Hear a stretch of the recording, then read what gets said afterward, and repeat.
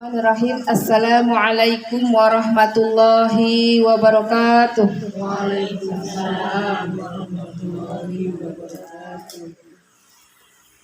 Bismillahirrahmanirrahim. Alhamdulillahirabbil alamin wa bihi nasta'in ala umurid dunya waddin. Asyhadu an la ilaha illallah wa asyhadu anna Muhammadar Rasulullah. Allahumma salli ala sayyidina Muhammad wa ala ali sayyidina Muhammad kama barakta ala sayyidina Ibrahim wa ala ali sayyidina Ibrahim fil alamina innaka Hamidum Majid. Ibu-ibu yang dirahmati Allah, mari sama kita membaca Sayyidul Istighfar. Bismillahirrahmanirrahim.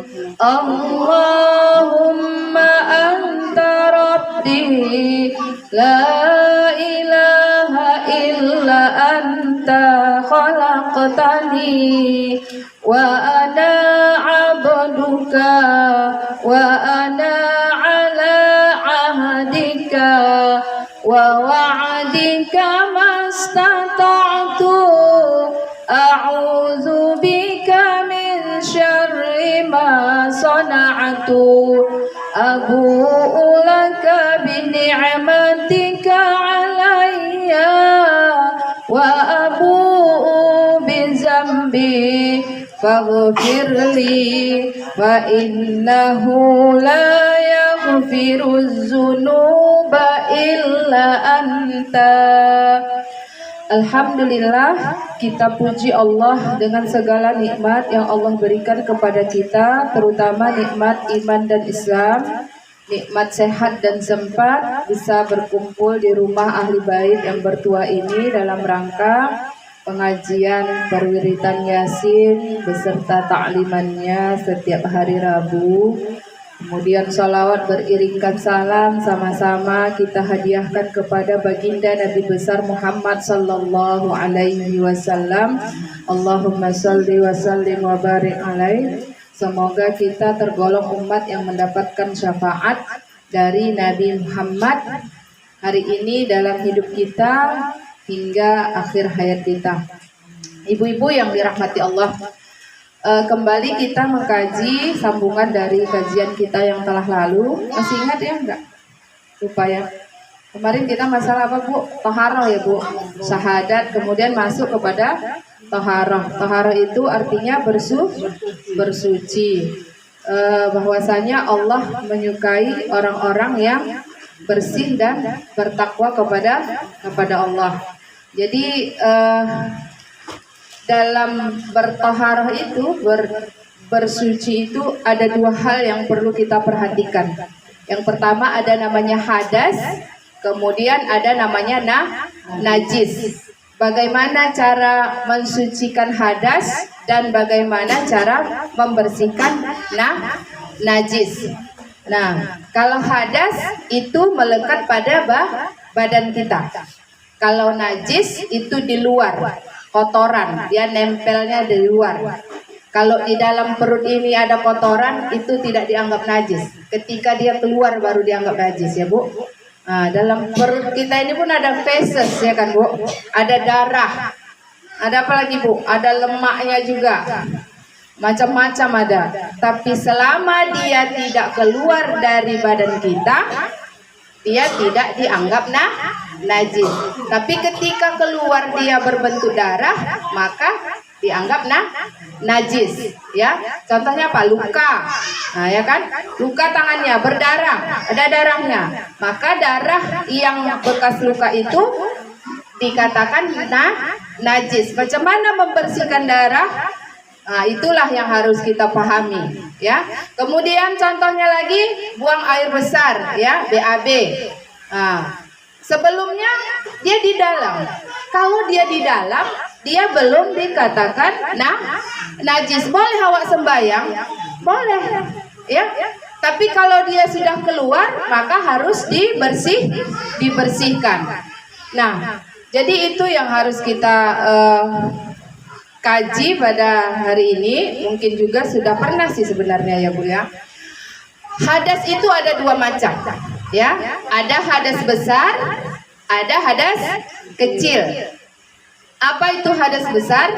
Hadas besar itu bagi wanita adalah yang pertama dia haid, kemudian nifas juga ada, ya kan, setelah melahirkan, kemudian lagi melakukan hubungan suami istri. Maka ketika tiga ini terjadi pada kita, salah satunya, ya, tapi nggak boleh sekali tiga lah ini, ya kan, satu-satu ini Bu, ya.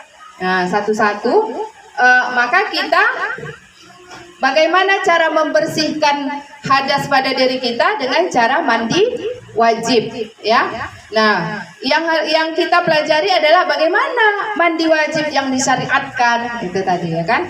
Kemudian tadi ada namanya najis.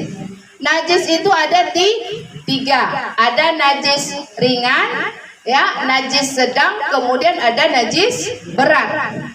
Najis ringan itu adalah kencing anak laki-laki yang di bawah umur 2 tahun, itu hanya minum ASI saja, tidak minum susu formula, tidak makan, ya. Nah, hanya ASI saja, maka kencingnya itu dikatakan najis ringan. Tak perlu kita membasuhnya berlebih-lebihan, cukup dipercikkan saja air ke tempat yang kena kencing, karena itu dianggap najis, tapi najis ringan.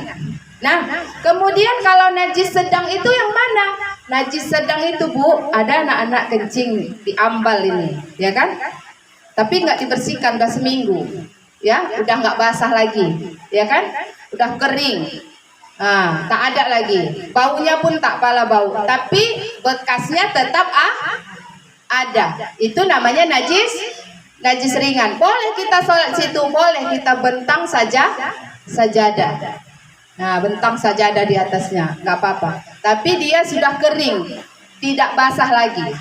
Tapi kalau dia basah tak boleh. Ya, kalau udah kering udah seminggu, ya kan, gini digelar, tiba-tiba ada anak yang ngompol, ya kan, maka itu seminggu kemudian dia udah kering tapi belum dibasuh, belum di laundry, ya kan. Nah, itu dikatakan najis ringan. Najis berat itu yang mana? Najis berat itu termasuklah ketika kita bersentuhan dengan binatang yang haram. Apa contohnya itu? B2, ya. Nah, itu kalau tersenggol, kemudian dog, ya, kalbun, tahulah artinya, ya. Nah, itu kalau tersenggol maka kita harus menyamaknya, membersihkannya dengan namanya menyamak, disamak dia. Bagaimana mensamak itu? Membasuhnya dengan air 7 kali, diawali dengan tanah bersih. 7 kali dengan air, diawali dengan tanah yang bersih. Jadi kalau ada ibu beli kulkas second, ya kan, dari non muslim, cemana Bu? Itu tidak mungkin, ya kan? Cemana lah kira-kira? Karena kalau persoalannya kita jelas tersenggol, udah jelas di sini tadi senggolannya, ya kan? Tahu kita samaknya ini. Ini sekarang kita beli kulkas second Bu, dari non muslim, murah pula, ya kan? Tergiurlah kita. Biasanya harganya itu 7 jutaan, tapi gitu mau dijualnya 1 juta. Ini masih cantik, ya kan? Macam mana kita membersihkannya? Maka harus disamak, diselemakkan dulu lumpur tubuh semuanya, ya. Tapi Bu harus hati-hati, jangan airnya juga dibanjirkan, nanti kena mesinnya di dalam. Jadi harus pakai lumpur juga, tak bisa tidak. Khawatir mereka sudah menyimpan barang-barang yang bagi kita itu haram, bagi mereka tidak ada masalah, ya kan? Kalau tak kita sama, macam mana? Coba tanya dulu hatinya. Kalau ada keraguan-raguan, maka harus disama. Pasti ragu lah, ya Bu. Kalau kita muslim ragu lah kita. Apalagi kalau dia orang Kristen, ya kan? Nah, iya, ibu ini dah goli dia duluan. Tak bisa tidak ya kan? Tak bisa kita untuk pipti hati itu mengatakan tidak, ini takkan dimasukkannya ke sini benda tuh gitu ya kan? Tak mungkin ya kan Bu? Walaupun ada juga Bu sebagian mereka tidak memakan daging-daging yang macam itu. Tapi untuk lebih menghilangkan was-was di dalam hati, maka sebaiknya disama atau bahkan tak usah dibeli aja ke toko ya. Hah? Kalau baju TPO tuh sekarang kita nggak tahu juga dari mana itu ya kan. Biasanya mereka nggak mungkin meluk-meluk B2 dia pakai baju itu. Iya.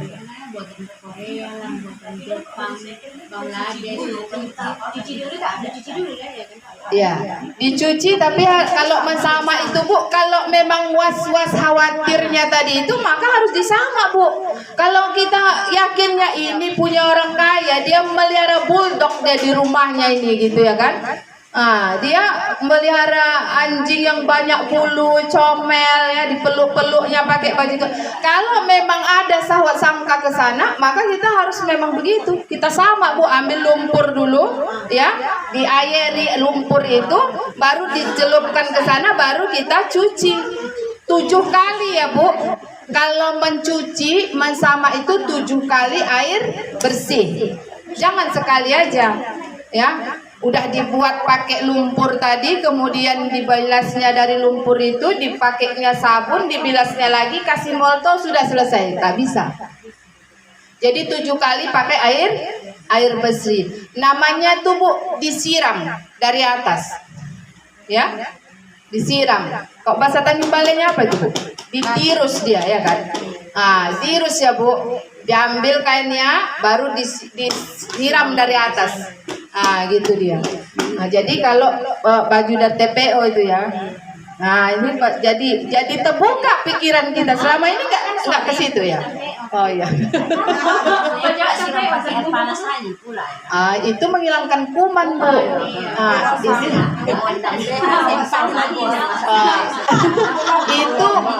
Itu menghilangkan kuman.